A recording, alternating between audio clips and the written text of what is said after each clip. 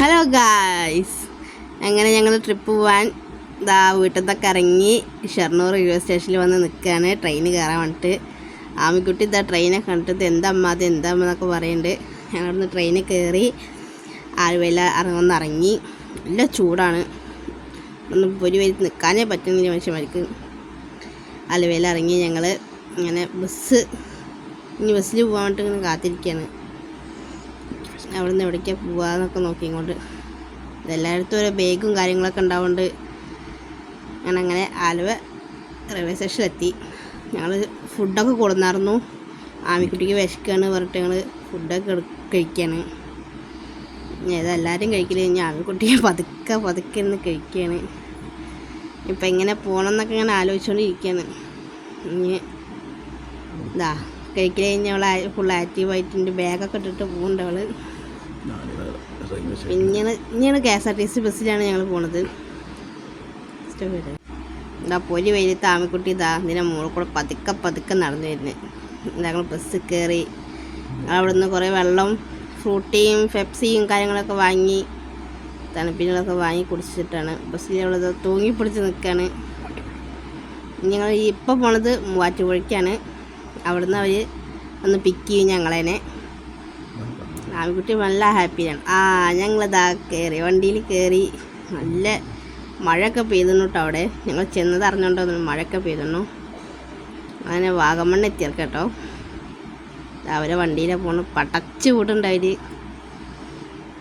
അടിപൊളി തേയിലത്തോട്ടവും ഇതൊക്കെ, അപ്പുറമൊക്കെ തേയിലത്തോട്ടം. ഞങ്ങൾ ബാക്കിലിരിക്കുന്നത് എന്താ ചന്തം. ഞാൻ ആദ്യമായിട്ടാണ് ഈ സ്ഥലത്തേക്കൊക്കെ വരുന്നത്. ഞങ്ങളുടെ കല്യാണം കഴിഞ്ഞിട്ട് ഞങ്ങൾ ഫസ്റ്റ് ട്രിപ്പുമാണ്. അതുകൊണ്ടാണ് ട്രിപ്പൊന്നും പോയിട്ടില്ല. ഈ കുട്ടീന് ശേഷമാണ് ഞങ്ങൾ ട്രിപ്പൊക്കെ പോണത്. അവിടെ റോഡൊക്കെ മോശമാണ്, എന്നാലും അടിപൊളിയാണ്. നല്ല തണുപ്പൊക്കെ ഉണ്ടായിരുന്നു. തേയിലത്തോട്ടം രാവിലെ പിറ്റേ ദിവസം രാവിലെ മോർണിംഗ് ഞങ്ങൾ ആമിക്കുട്ടിയൊക്കെ ഉറങ്ങായിരുന്നു. ഞങ്ങളൊന്ന് മെല്ലെ കോടയൊക്കെ കാണാൻ വേണ്ടിയിട്ട് പോയതാണ്. തേയിലത്തോട്ടത്തിൻ്റെ അടുത്ത് കൂടെ നടുവ് കൂടെയൊക്കെ പോയി കുറേ കളിക്കുകയൊക്കെ ചെയ്ത് രാവിലെ നേരത്തെ എണീച്ചാലാണ് കോട കാണുള്ളൂ പറഞ്ഞിട്ട് ഞങ്ങൾ രാവിലെ നേരത്തെ എണീച്ച് കോടയൊക്കെ കാണാൻ വേണ്ടിയിട്ട് ഇറങ്ങി. ഒരു തോർത്തുണ്ടും ഒക്കെ എടുത്തിട്ട് കൂടെ നടന്ന് പോവാ. അട്ട എന്തെങ്കിലും ഉണ്ടാവും എന്നുള്ള പേടിയൊക്കെ ഉണ്ടായിരുന്നു. ഈ സീസണിൽ അട്ടൊന്നും ഉണ്ടാവില്ല എന്നൊക്കെ പറഞ്ഞു. അവിടെ ഒരു കിണറുണ്ട്, അതൊക്കെയാണ് ഞങ്ങളുടെ ഉദ്ദേശം. കിണറിൽ വെള്ളം തണുത്ത വെള്ളമാണെന്നൊക്കെ പറഞ്ഞു. അപ്പോൾ ചെന്ന് നോക്കുമ്പോൾ ഗായ്സ് അതിൽ തുള്ളി വെള്ളമില്ല ഗായ്സ്. അവർ കുടിക്കാനൊക്കെ എടുക്കുന്ന വെള്ളമാണ്. പക്ഷെ ഇത് എടുത്തു കഴിഞ്ഞിട്ട് നാളെ രാവിലേക്ക് ഇത് ഫുള്ള് നിറയത്രേ. അവിടുത്തെ ആൾക്കാരൊക്കെ ഈ വെള്ളത്തിൽ എടുക്കണത്. രാവിലെ ആൾക്കാർ തേയില തുള്ളാൻ പോകുന്നതും ഒക്കെ ഉണ്ട്. ഇപ്പം ഞങ്ങളെ ആർക്കും അറിയാത്തതുകൊണ്ട് അതാരാന്ന് കുറേ ആൾക്കാർക്ക് അറിയുകയും ചെയ്യുക, കുറേ ആൾക്കാർക്ക് അറിയില്ല. ഇതാരാകാൻ നോക്കുക. തേയില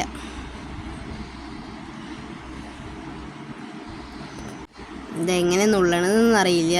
തൂമ്പ പൊട്ടിക്കാന്നൊക്കെ പറഞ്ഞു. ഇത് ഇതിൻ്റെ നുള്ളണത് കത്രിക എന്തൊക്കെ. ഇപ്പം ഞങ്ങൾ അമ്മായിയുടെ വീട്ടിലുണ്ട്, പക്ഷെ അതൊന്നും വീടെടുക്കാൻ ഞങ്ങൾക്ക് പറ്റിയില്ല. വലിയൊരു കത്രികയാണ്. അവിടെ നിന്ന് 4 പുറം വീടുകളും ഇതൊക്കെ ഉണ്ട്. കുറേ വീടുകളുണ്ട് അവിടെയൊക്കെ.